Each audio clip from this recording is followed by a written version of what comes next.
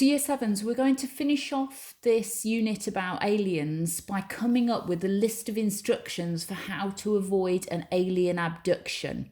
Now we'll go through this list that we've got in front of us. These are some examples. You'll see that some of them are sort of a bit more well thought out. Others are a little bit more comedic, so I've got a bit of humour in them.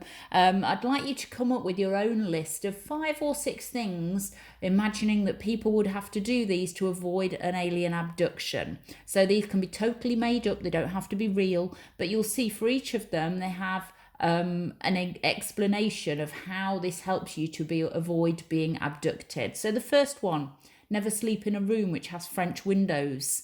In the event of an abduction, these will unlock and fly open, leaving you exposed to be sucked out and away. Number 2, eat radishes. It's been proven that in the same way that garlic scares vampires, aliens are terrified of radish eaters. Number 3, keep your mouth closed. There's a growing trend among younger aliens to leap down the throat of an unsuspecting human.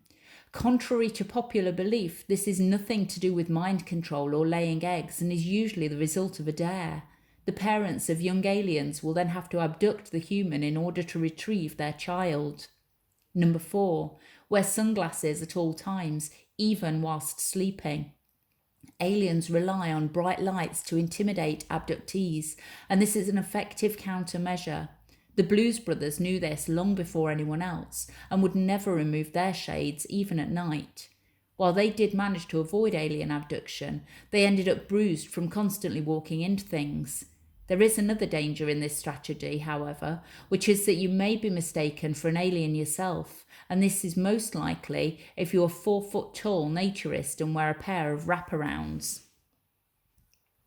Number 5 then, offer to sell them things. Have with you at all times a few brochures for kitchens or windows. When abducted, launch into a huge sales pitch telling them just how much their saucer needs double glazing for those long cold space nights.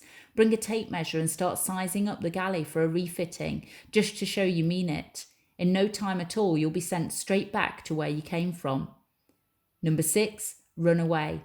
Although this may seem obvious, most aliens are at quite a disadvantage in this area. Many have extremely small legs, and watching them run can be quite comical, or they have a single slimy foot, which they're often embarrassed to use in public. So, we've seen some examples there.